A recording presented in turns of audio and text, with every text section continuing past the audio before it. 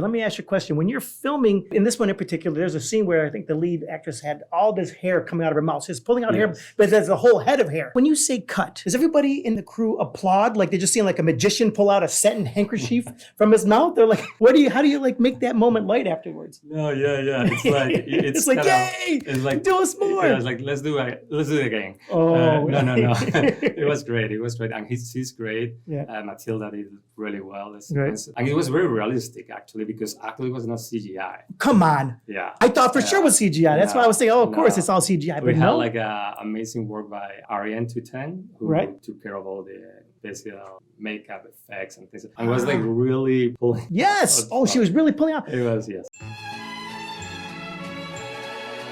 How do you get Antonio Banderas to produce your first feature that you directed? That's a long story, actually. Well, we have time. It was serious. His first movie, he directed feature. He's done, shorts and but it's your first feature. Antonio Banderas is a producer. Like it's like a dream come true. It was a big surprise for me too. At the time, I made a short film. It was called Brazil. You actually can find in YouTube. Got a lot of awards and attention. Got like a Sitges Film Festival Award, got in the big shortlist festivals for the Oscars and everything. At that time, I was in Berlin. Actually, I went to the Berlin Festival, but not because of the Berlin Festival. Actually, I was there with a girlfriend that she was from Berlin. Okay. And I ran into not Antonio Banderas, but another producer that is a good friend now. It's called Antonio Perez, who ran into me after a screening. He told me, look, you're Javier Guttierez, right? It's like, I've been trying to reach you. We had no idea where you were, so it's very funny to find you here in Berlin. And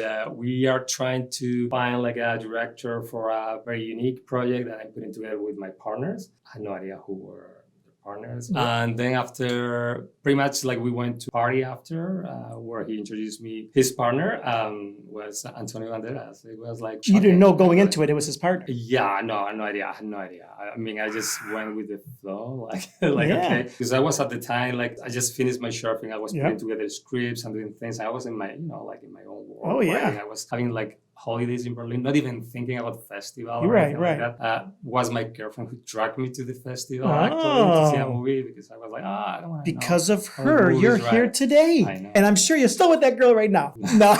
But she's very happy. But that's great though. Isn't it crazy how like one event like that, you're doing this and that, I'll go, I don't know. And then in a way, your life changes at that moment. It happens like that.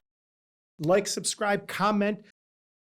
Were you a writer before you were a director? Yeah, well, no, actually it started at the same time. I made my short films, I wrote them and I direct them always. I do the editing and I usually do the production design and everything too. Yeah, so I get very, very involved. Stop shop. It's pretty crazy. But in this one, I could do it like in the old time. So I felt that I was doing like a big short film, because I had my hands all over the place. You had a lot of control on this one here. Yeah. It's a big difference, as we all know, when you can do a movie and have more control, especially as the writer and director, your vision, as a writer, you always feel when you give it to a studio or whoever you give it to, and they make it, it's never 100% your version. They take it, they do changes to it. People come in, they do this, and the director comes in, he makes his own changes. But when you are the writer and director and you have the power to do it the way you get to show people this is exactly the movie that I want to make, it's great. It is great because, as you said, as a writer, and I suffer because I know a lot of writers, a lot of times they give you the script. I'm very respectfully with that, like obviously with Akiva and with everybody have been working on it. I try just to be respectful with the original script and do some tweaks because visually, you have to bring it to your work. Right. But when you have the chance to write and then direct, it's like really the only thing you have to change from the original vision is like budget-wise. Yes. Yes. You go to the set and suddenly instead of have like the car chase or the helicopters, it's like, okay, it's not going to happen ever. So there's 1,000 people that are there, exactly. No, it's like 10 people there. 10 people flying. Well, we just point the camera to that little corner there. Right. It looked like, and make it shaky a little bit. Exactly.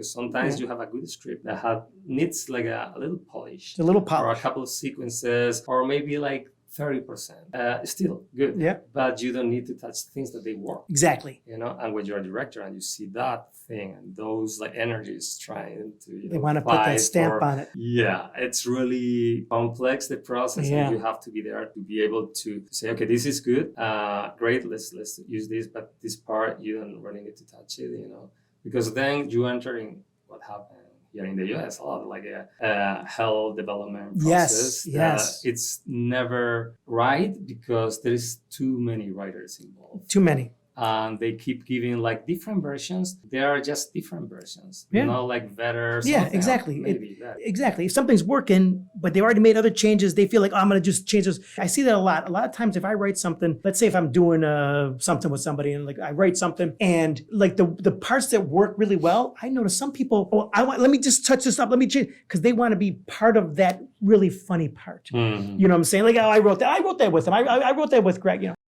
Like, subscribe, comment.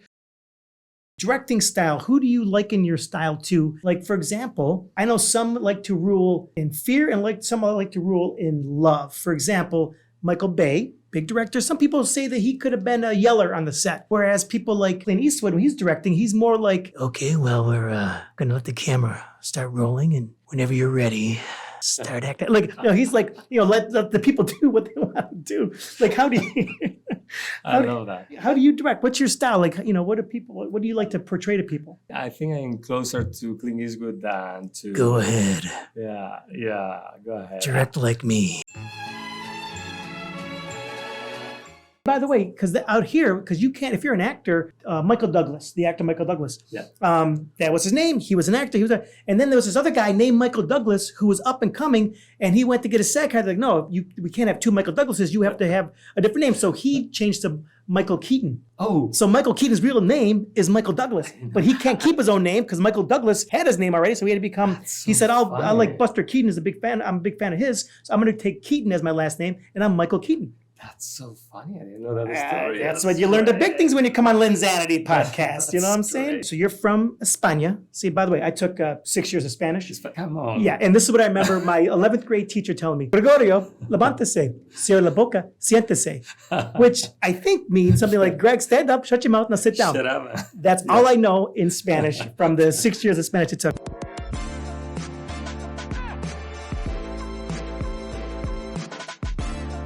Like, subscribe, comment.